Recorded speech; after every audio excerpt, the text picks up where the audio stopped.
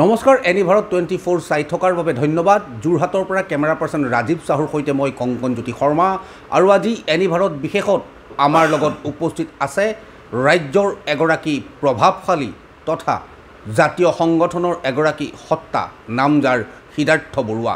সিদ্ধাৰ্থ বৰুৱা বীৰ লাচিত সেনা অসমৰ এগৰাকী কেন্দ্ৰীয় নেতা তথা প্ৰাক্তন মুখপাত্ৰ তথা বৰ্তমানৰ অধ্যয়ন অনুশীলন আৰু অনুসন্ধান কোষৰ এগৰাকী দায়িত্বশীল পদবীত থকা এগৰাকী নেতা। সিদ্ধাৰ্থ বৰুৱা ডাঙৰীয়া এনি ভাৰত বিশেষৰ এই অনুষ্ঠানলৈ আপোনাক স্বাগতম জনাইছোঁ। নমস্কাৰ। বহুদিনৰ পৰা আপোনাৰ লগত কথা পতাৰ এটা ইচ্ছা আছিল আৰু শেহতীয়াকৈ বীৰ লাচিত সেনা অসমৰ যিসমূহ কাৰ্যসূচী সেই কাৰ্যসূচীক লৈ পেলাই ইতিমধ্যে জনগণ জাগিছে, অসমৰ খিলঞ্জীয়া জাগিছে। মোৰ প্ৰথমেই আপোনালৈ পোনে পোনে এটা প্ৰশ্ন, বীৰ লাচিত সেনা অসম জাতীয়তাবাদী নে উগ্ৰ জাতীয়তাবাদী? নহয়, চাওক, উগ্ৰ জাতীয়তাবাদীও নহয়, আমি হৈছোঁ সুস্থ জাতীয়তাবাদী। বীৰ লাচিত সেনা অসমৰ জনসাধাৰণৰ কাৰণে আচলতে এটা সাহসৰ এটা স্তম্ভ। বীৰ লাচিত সেনা অসম আজিৰ দিনত অসমীয়া জাতীয় সত্তাটোক ক'ৰবাত যদি আঘাত সানিবলৈ কোনোবা যদি দুষ্টচক্ৰই প্ৰয়াস কৰিছে, সেই মুহূৰ্তত এক দৃঢ় প্ৰাচীৰৰ ৰূপে থিয় দিয়া এক শক্তি। গতিকে বীৰ লাচিত সেনা অসম আপোনালোকে উগ্ৰ বুলিও ক'ব নোৱাৰে, বেলেগ নামেৰেও ক'ব নোৱাৰে। আমি এটা সুস্থ জাতীয়তাবাদক আমি পোষকতা কৰোঁ আৰু বীৰ লাচিত সেনা অসমৰ প্ৰত্যেকজন সেনানীয়ে আচলতে আজিৰ দিনত সাংগঠনিকভাৱে শিক্ষিত হৈ উঠিছে। আমাৰ সাংগঠনিক যিটো দক্ষতা, তাৰ বাবে যি কৰ্মশালাৰ প্ৰয়োজন হয়, এইবিলাক বীৰ লাচিত সেনা অসমে ইতিমধ্যেই বহুদিনৰ আগৰ পৰাই আৰম্ভ কৰিছে। এতিয়া কিন্তু পৰিপক্কভাৱে বিভিন্ন ব্যক্তিৰ হতুৱাই আমাৰ কৰ্মশালা অনুষ্ঠিত কৰাই আমাৰ সেনানীসকলক সাংগঠনিকভাৱে দক্ষ কৰাৰ এক পদক্ষেপ গ্ৰহণ কৰিছে। নিশ্চিতভাৱে এটা কথা আপোনাক ক'বই লাগিব যে শেহতীয়াকৈ আপোনালোকে এখন গণ আন্দোলন আৰম্ভ কৰিলে। শিৱসাগৰৰ পৰা যিখন গণ আন্দোলন আচলতে সূচনা হৈছিল, পৰৱৰ্তী সময়ত সেই গণ আন্দোলনখনে এক বৃহৎ গণ আন্দোলনে পৰ্যবেক্ষিত হ'ল আৰু শেহতীয়াকৈ আপোনালোকৰ লগতে 30টা জাতীয় জনগোষ্ঠীয় সংগঠনে শিৱসাগৰত এখন খিলঞ্জীয়া অধিৱেশন পতাৰো প্ৰস্তুতি চলাই থকাৰ বিষয়ে আমি জানিব পাৰিছোঁ বিভিন্ন সংবাদ মহলৰ তৰফৰ পৰা। এটা কথা আপোনাক স্পষ্টকৈ সোধোঁ, এই যি সংগ্ৰাম, এই সংগ্ৰাম এক প্ৰকাৰে ক'বলৈ গ'লে জাতিসত্তা বা জাতিৰক্ষাৰ সংগ্ৰামলৈ পৰিণত ইতিমধ্যে হৈ পৰিছে নেকি? নহয়, চাব দেই, এটা কথা ডাঙৰ কথা, আমি যে সৰুকালৰ পৰা আমি এটা বস্তু চাই আহিছোঁ যে অসমীয়া জাতিসত্তাটোৰ ওপৰত বিভিন্ন সময়ত আঘাত সনা হৈছে, বিভিন্ন সময়ত আগ্ৰাসী ৰূপত কিছুমান শক্তিয়ে অসমীয়া জাতিটোৰ সন্মুখত প্ৰত্যাহ্বান ৰূপে থিয় হৈছে। এই জাতিসত্তাটোৰ যি জাতীয় অস্তিত্ব বা জাতীয় স্বকীয়তা, এই স্বকীয়তাটোত যেতিয়াই যিকোনো শক্তিয়ে যেতিয়া বাধাৰ প্ৰাচীৰ ৰূপে থিয় হয়, সেই মুহূৰ্তত কিন্তু অসমীয়া জাতিয়ে প্ৰত্যেক মুহূৰ্ততে, কেৱল বীৰ লাচিত সেনা বুলিয়ে নহয়, বিভিন্ন স্বকীয়ভাৱে আপোনালোকে বিগত সময়ত কা আন্দোলনখন দেখিলে, কা আন্দোলনখনতো আপোনালোকে দেখিলে যে কোনো দল সংগঠনে তাৰ নেতৃত্ব লোৱা নাছিল প্ৰথম অৱস্থাত। স্বকীয়ভাৱে মানে অসমীয়া জাতিটোৰ এইটো জন্মগতভাৱে এটা নিজস্ব স্বকীয়তা আছে, এটা বৈশিষ্ট্য আছে যে যদিহে আঘাত হয় তেতিয়াহ'লে প্ৰতি আঘাত হ'ব, যদিহে আমাৰ ওপৰত যদি কোনোবা আক্ৰমণ হয় তেতিয়াহ'লে প্ৰত্যাক্ৰমণ হ'ব, প্ৰত্যাক্ৰমণ হ'বই। গতিকে এই কথাটো অট'মেটিকেলি হয়। তাৰমানে এইটোত কোনোবাই আমাৰ বীৰ লাচিত সেনাই কেৱল কৰিব লাগিব বুলি কথা নাই। অসমীয়া জাতিটোৰ এইটো জাতীয় অস্তিত্ব আৰু জাতীয় স্বকীয়তা। এইটো মই এটা প্ৰশ্ন সোধোঁ, শেহতীয়াকৈ প্ৰশ্নটো আপোনালোকৰ এটা শৃংখল চলিয়াকো সুধিছিলোঁ আমি। আপোনালোকে সদায় এটা কথা কয়, প্ৰয়োজনত জেললৈ যাবলৈ প্ৰস্তুত আছোঁ। আপুনি যিহেতু অধ্যয়ন অনুশীলন আৰু অনুসন্ধান কোষৰ আপুনি এজন নেতা, গতিকে অধ্যয়ন অনুশীলন আৰু অনুসন্ধান এই তিনিওটা বিষয়ত শিকোৱা হৈছে নেকি প্ৰয়োজনত জেললৈ যাবলৈ প্ৰস্তুত? কাৰণ প্ৰত্যেকজন সেনানীৰ মুখত এই প্ৰশ্নটো আপোনালোকৰ আখৈ ফুটাই দিব। কথাটো ঠিক তেনেকুৱা নহয় যে আমি প্ৰত্যেকটো কথাতে জেললৈ যাম। আমি কিয় জেললৈ যাম? ন্যায্যপ্ৰাপ্তিৰ আন্দোলনত চৰকাৰে অন্যায়ভাৱে বা প্ৰশাসনে অন্যায়ভাৱে এজন ব্যক্তিক বা এজন সৈনিকক অন্যায়ভাৱে জেললৈ প্ৰেৰণ কৰিব পাৰে, কিন্তু ন্যায্যপ্ৰাপ্তিৰ আন্দোলনখনত আচলতে ন্যায্যপ্ৰাপ্তিৰ কাৰণে যিখন আন্দোলন কৰা হৈছে, স্বকীয়তা অস্তিত্ব ৰক্ষা এইবিলাকৰ কাৰণে যিখন আন্দোলন কৰা হৈছে, বা নিজৰ ভাষাটো ৰক্ষাৰ কাৰণে যিখন আন্দোলন কৰা হৈছে, বা নিজৰ সংস্কৃতি সভ্যতা ৰক্ষাৰ কাৰণে যিখন আন্দোলন কৰা হৈছে, সেই আন্দোলনখন মষিমূৰ কৰিবৰ কাৰণে আচলতে অসমীয়া চৰকাৰখনত থকা অসমীয়া বা খিলঞ্জীয়া ব্যক্তিসকলৰ মনৰ ভিতৰৰ পৰা কেতিয়াও মন নাযায়।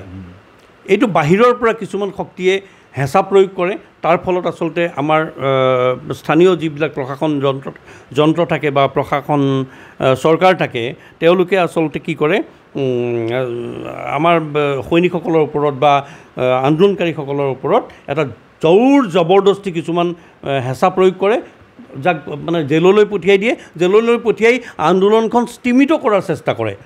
এই কথাটোকে বীৰলাচিত খানে অসমৰ মানে কৰ্মীসকলে, সৈনিকসকলে বা নেতাসকলে অনবৰতে ক'ব খোজে যে জেললৈ যাবলৈ আমি ভয় নকৰোঁ, আমাৰ দ্বিতীয় ঘৰ জেল। মানে কি? মানে এইটো কথা ক'ব খুজিছে যে তোমালোকে আমাক ভয় ভাবুকি দি আমাৰ ন্যায্য প্ৰাপ্তিৰ আন্দোলনখন স্তিমিত কৰিব নোৱাৰা, আমি কৰিয়ে যাম। আমাক যিমানবাৰ জেললৈ দিয়া লাগিলে, যিমান পোতাশাললৈ নিদিয়া লাগিলে, তেতিয়াহ'লেও কিন্তু আমাৰ সৈনিকসকল বা আমাৰ নেতাসকল জেললৈ যাবলৈও ভয় নকৰে। মানে জেললৈ যোৱাটো প্ৰাপ্তিৰ আন্দোলনখন আমি প্ৰত্যেক মুহূৰ্ততে চলাই যাম, এই কোনো কম্প্ৰমাইজ নকৰোঁ। এই কথাটো আপোনালোকে ভূমিৰ অধিকাৰৰ কথা কয়, আমি শেহতীয়াকৈ ৰাজ্য চৰকাৰে এটা সিদ্ধান্ত লৈছে, ভূমি আইনৰ ওপৰত তেওঁলোকে এটা সিদ্ধান্ত গ্ৰহণ কৰিছে। আৰু আপোনালোকেও বিশেষভাৱে বীৰলাচিত খানে বহু বছৰৰ পৰা জোৰ দিছিলে ৰাজ্যত ভূমিৰ অধিকাৰটো লাগে। এতিয়া কথা হ'ল যে ভূমিৰ অধিকাৰৰ কথা কোৱা যায়, ঠিক তেনেকৈ ৰাজ্য চৰকাৰে নতুন নতুন কিছুমান ভূমি নীতি প্ৰৱৰ্তন কৰিছে। এগৰাকী নাগৰিক হিচাপে, মই আপুনি কেতিয়া সংগঠনৰ নেতা হিচাপে নহয়, এগৰাকী নাগৰিক হিচাপে চৰকাৰৰ এই ভূমি নীতি আপুনি কিমান সমৰ্থন বা সন্তুষ্ট নে? নহয়, চাওক কথাটো তেওঁলোকে যিটো আচলতে কৰিব লাগে, প্ৰকৃততে যিটো কৰিব লাগে যে 6ষ্ঠ অনুচ্ছেদৰ কথা আছে, 6 নম্বৰ দফাৰ কথা আছে, বা খিলঞ্জীয়াৰ ভূমি খিলঞ্জীয়াৰ হাতত থাকিব লাগে, এই কথাটো আছে। ভূমিৰ অধিকাৰৰ কথা আছে। এই কথাবিলাক কেৱল মাত্ৰ 2খন বা 3খন আইনৰ দ্বাৰা বান্ধি ৰাখিব নোৱাৰি। চৰকাৰখনে কৰিছে, নকৰা নহয়, মই নকৰিছোঁ বুলি একেবাৰে নকওঁ, কিন্তু যিটো কৰিছে তাৰ লগত ধৰ্মীয় এটা বা সাম্প্ৰদায়িক এটা বৈষম্য, মেৰুকৰণ বুলি ক'ব পাৰি। মেৰুকৰণ বা বৈষম্য তেওঁলোকে এই বিধেয়কবিলাকত আনি পেলাই তাৰপিছত তাক আইনলৈ প্ৰেৰণ কৰিছে। গতিকে কিন্তু এটা কথা আমি সদায় মনত ৰাখিব লাগিব, এটা কথা দেই, আমি ভাৰতবৰ্ষৰ আইন ব্যৱস্থাটোক সন্মান কৰোঁ, শ্ৰদ্ধা সহকাৰে সন্মান কৰোঁ। ভাৰতবৰ্ষৰ প্ৰত্যেকজন নাগৰিকে ভাৰতবৰ্ষৰ প্ৰত্যেকটো অঞ্চলত ভূমি ল'ব পাৰে, এইটো ঠিক কথা। কিন্তু আমাৰ যে খিলঞ্জীয়াৰ যিবিলাক ভাষা হেৰাই যাবলৈ ধৰিছে, সংস্কৃতি হেৰাই যাবলৈ ধৰিছে, সভ্যতা হেৰাই যাবলৈ ধৰিছে, ইয়াৰ কাৰণ কিন্তু মুখ্যমন্ত্ৰীজনেও যোৱাবাৰৰ এটা ভাষণত খুব সুন্দৰকৈ প্ৰকাশ পাইছে। তেওঁৰ এটা ভাষণত তেওঁ নিজে মানে ঘৰৰ পৰা দিয়া নে অফিচৰ পৰা দিয়া এটা ফেচবুক লাইভ এটাত তেওঁ কৈছে যে 250 বছৰ যিবিলাক কীৰ্তিচিহ্ন আছে তাৰ মানে 5 কিলোমিটাৰ ৰেডিয়াছৰ ভিতৰত, এৰিয়েল ডিষ্টেঞ্চৰ ভিতৰত বুলি, ৰেডিয়াছ বুলি ক'লে আমি এৰিয়েল ডিষ্টেঞ্চেই বুজিম। এৰিয়েল ডিষ্টেঞ্চ মানে বতাহে যিটো ৰাস্তাই যোৱা নহয়, বতাহে যোৱা যিটো দূৰত্ব, সেই দূৰত্বটোৰ ভিতৰত কোনো সেই 5 কিলোমিটাৰ ভিতৰৰ লোকৰ বাহিৰে বেলেগ মানুহে তাত মাটিকে ক্ৰয় বিক্ৰয় কৰিব নোৱাৰে। এই কথাটোত মোৰ কিছু মত পাৰ্থক্য আছে। অসমৰ যদি অসমীয়া এগৰাকীয়ে ধুবুৰীৰ কথা নকওঁ বাৰু, ধুবুৰী বুলি ক'লে অলপ বিতৰ্কিত কথা হৈ যায় কিছুমান, মই ক্ষমা কৰিব ধুবুৰীবাসী, যিখিনি খিলঞ্জীয়া ধুবুৰীবাসী আছে তেওঁলোকক আমি শ্ৰদ্ধা সহকাৰে সদায় নমন কৰি আহিছোঁ। ধৰি লওক শিৱসাগৰৰ এজন ব্যক্তি আহি পেলাই যদি যোৰহাটৰ যিকোনো এটুকুৰা ঠাইত যদি মাটি কিনিব নোৱাৰা হৈ যায়, তেতিয়াহ'লে সি আকৌ দুখৰ কথা হৈ যাব নহয়। গতিকে এই কথাটো অলপ চোৱা চিতা কৰাৰ দৰকাৰ। কেৱল মাত্ৰ ধৰ্ম বা সম্প্ৰদায়ৰ ভিত্তিতে এইটোক বন্ধ কৰি নাৰাখি ইয়াক আচলতে সঁচা অৰ্থত খিলঞ্জীয়াৰ হাততে সম্পূৰ্ণ ভূমিৰ, আজি যদি বাহিৰৰ পৰা মানুহ আহি পেলাই নাগালেণ্ডত যিদৰে হয়, যিদৰে অৰুণাচলত যিদৰে হয়, ক্ষমা কৰিব, তেওঁলোকে যিদৰে ব্যৱসায় কৰিবলৈ নাগালেণ্ডলৈ আহে, বাহিৰৰ পৰা মানুহ, ৰাজস্থানৰ পৰা, বিহাৰৰ পৰা, তেওঁলোকে গৈ পেলাই কি কৰে, তাতে সেইবিলাক অঞ্চলত তেওঁলোকৰ লোকেল এজন মানুহৰ লগত মিলি লয়, এখন ফাৰ্ম বনায়, তাৰপিছত তেওঁৰ মাটিখিনি লিজত লৈ বা ভাড়াত লৈ পেলাই ব্যৱসায় কৰে। এই কামটো খুব সুন্দৰ, তাৰমানে এইটোত আমাৰ নিজৰ মানুহখিনি ভূমি থাকি গ'ল আৰু ব্যৱসায়ী বাহিৰৰসকলে, কিয়নো যদি ব্যৱসায় বন্ধ হৈ যায় তেতিয়াহ'লে কিন্তু বহুত ডাঙৰ কথা হ'ব। মই এই প্ৰশ্নটোলৈ আচলতে আহিলোঁ, আপুনি ভালেই হৈছে, আপুনি কথাটো উনুকিয়াইছে। আমি প্ৰায়ে দেখোঁ যে অসমত এটা সংঘাত প্ৰায় হয় অসমীয়া আৰু অনা অসমীয়া। এই কথাটো আচলতে ভাৰতবৰ্ষৰ, আমি সংবিধানৰ ক্ষেত্ৰত যদি চাওঁ যে ভাৰতবৰ্ষৰ প্ৰতিজন মানুহে প্ৰতিখন ঠাইত তেওঁ ঘৰ বাৰী কিনিব পাৰে, বেপাৰ বাণিজ্য কৰিব পাৰে, তেওঁ থাকিব পাৰে। এইটো ঠিক যে বিভিন্ন সময়ত প্ৰশ্ন উত্থাপন, যেনেকৈ আমি যদি হিমাচল প্ৰদেশলৈ যাওঁ, হিমাচল প্ৰদেশৰ বাহিৰৰ মানুহজনে গৈ পেলাই তাত পাৰ্টিকুলাৰ এটা এৰিয়া বা 1 কঠা বা 1.5 কঠাতকৈ বেছি মাটি তেওঁ কিনিব নোৱাৰে। ইণ্ডাষ্ট্ৰি বহিবলৈ গ'লে 30 বছৰ ওপৰত তাহাঁতৰ লোকেল মানুহে তাত ইণ্ডাষ্ট্ৰি কৰিব নিদিয়ে, কাৰণ তেওঁলোকৰ ভূমি নীতিটো ঠিক তেনেকুৱা যে 30 বছৰৰ কাৰণে ইণ্ডাষ্ট্ৰি কৰিব দিছোঁ, কিন্তু লিজ কিন্তু মাটি টুকুৰা 30 বছৰহে দিয়ে। এই কথাবিলাকৰ মাজত আহে। এতিয়া কথাটো হ'ল যে আমাৰ অসমত বা উত্তৰ পূৰ্বাঞ্চলত যি অগ্ৰাসী যি মনোভাৱ, আমি যদি কওঁ ভাৰতবৰ্ষৰ বিভিন্ন প্ৰান্তৰ লোকক আমি ইয়াত আদৰিলোঁ, সসন্মানে বহুৱালোঁ, কিন্তু তাৰপিছত যি অগ্ৰাসী মনোভাৱ, সেই অগ্ৰাসী মনোভাৱটোৱে আচলতে অসমীয়া অনা অসমীয়াৰ পাৰ্থক্য আনে নে আন আন এনে বহু কিছু কথা আছে যাৰ কাৰণেও মানে আপুনি কি বুলি ভাবে? আচলতে মূল কথাটো হৈছে যে আগ্ৰাসী, আপুনি কোৱা শব্দটোৰ কথা কৈছোঁ। যেতিয়াই অসমত আগ্ৰাসী মনোভাৱেৰে মোগলেই আহিছিল, প্ৰতিহত কৰা হৈছিল। বাংলাদেশীৰ আগ্ৰাসন হৈছিল, প্ৰতিহত কৰা হৈছে। তাত চৰকাৰী পৃষ্ঠপোষকতা নিশ্চিতভাৱে কিছুমান মানুহে এতিয়াও স্থান পাবলৈ সক্ষম হৈ আছে, কিন্তু আগ্ৰাসন হৈছে ভূমিৰ ভাষাৰ ওপৰত আগ্ৰাসন হৈছিল, অসমীয়া ভাষাৰ ওপৰত আগ্ৰাসন হৈছিল। অসমীয়া ভাষাই 30টাকৈ বছৰ নিজৰ অস্তিত্ব নোহোৱাকৈ, অসমীয়া মানুহে নিজৰ ভাষাটো নোহোৱাকৈ জীয়াই থাকিবলগীয়া হৈছিল।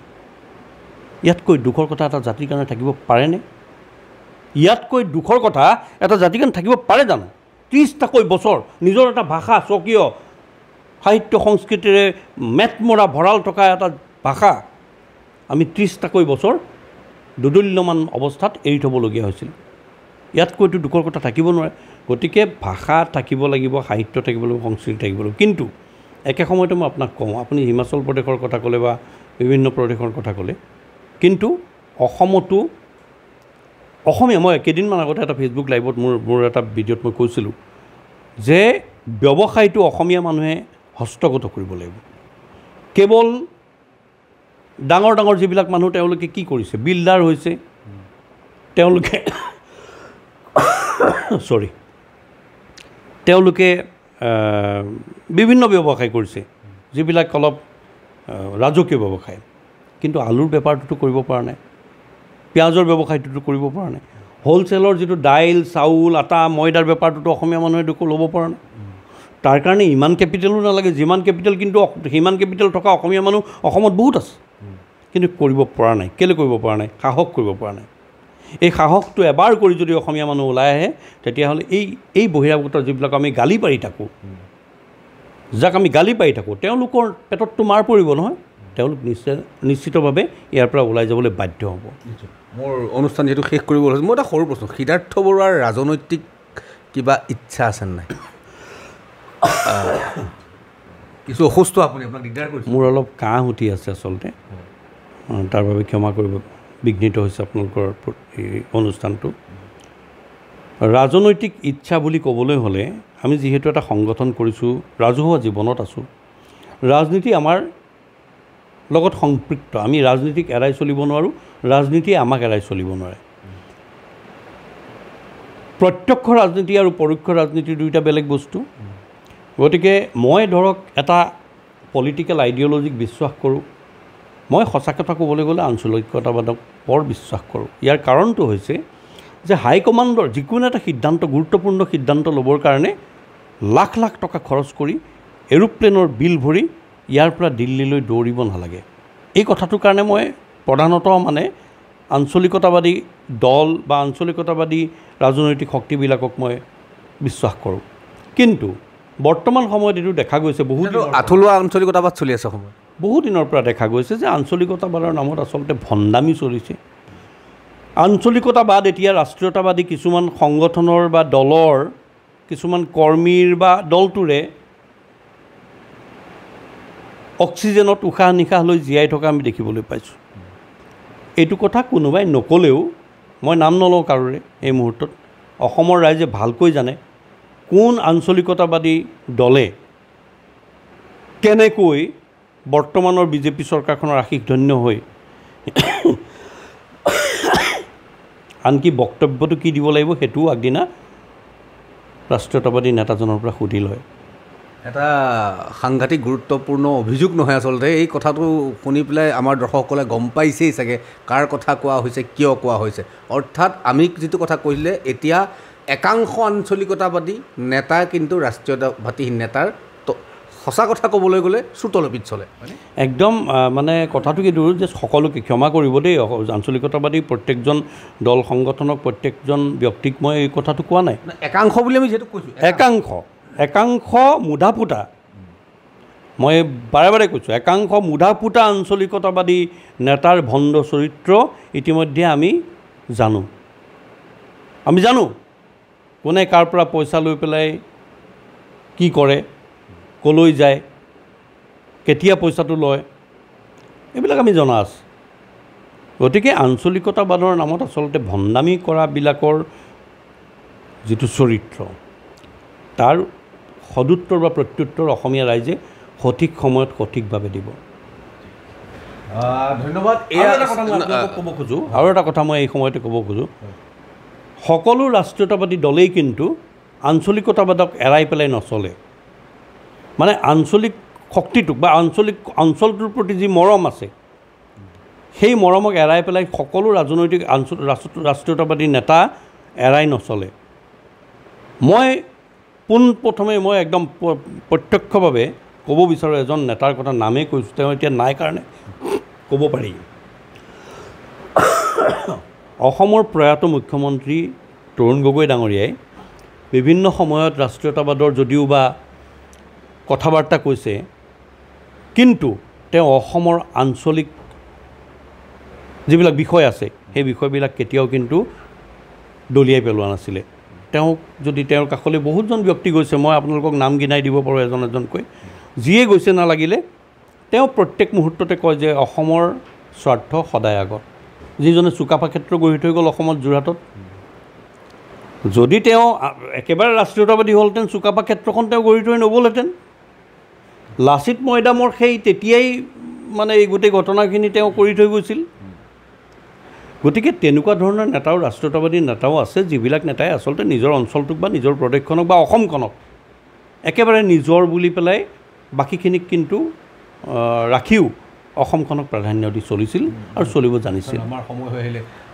এয়া আছিল বীৰ লাচিত সেনা অসমৰ নেতা সিদ্ধাৰ্থ বৰুৱা। কেইটামান গুৰুত্বপূৰ্ণ প্ৰশ্নৰ উত্তৰ অতি মুকলিকৈ প্ৰকাশ কৰিলে আঞ্চলিকতাবাদৰ নামত চলি থকা একাংশ নেতাৰ ভণ্ডামিৰ কথা কৈ গ'ল। প্ৰকৃততে সেইজনে প্ৰকৃত অসমীয়া, যিজনে ৰাষ্ট্ৰীয়তাবাদী দলত থাকিও অসম আৰু অসমীয়াৰ তথা অসমীয়াৰ সূৰ্য বীৰ্যৰ কথা চিন্তা কৰি গ'ল।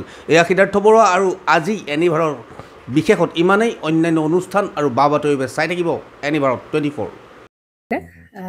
জুবিন গাৰ্গৰ গীতসমূহৰ ওপৰত আধাৰিত গানে কি আনে নামৰ এটা সুন্দৰ অনুষ্ঠান আপোনালোকৰ ওচৰলৈ আহি আছে অতি শীঘ্ৰে। অহা 15 আগষ্টৰ পৰা ধেমাজিৰ পৰা প্ৰথম অডিশ্যন আৰম্ভ হ'ব, আৰু সেই অডিশ্যনৰ যোগেদি বিভিন্ন কণ্ঠশিল্পীসকলে, যিসকলে এই অনুষ্ঠানত যোগদান কৰিব বিচাৰে, তেওঁলোকে এই অডিশ্যনৰ যোগেদি আগবাঢ়ি আহক। আৰু জুবিন গাৰ্গৰ বহুত ভাল লগা গান আমি সদায় শুনি আহোঁ, আৰু আপোনালোকৰ যদি ভাল লগা গান থাকে, জুবিন গাৰ্গৰ আপোনালোকে গাই ভাল পায়, তেন্তে অডিশ্যনত যোগদান কৰক। মোৰ ফালৰ পৰা আন্তৰিক শুভকামনা থাকিল এই সম্পূৰ্ণ অনুষ্ঠানটোলৈ। ধন্যবাদ।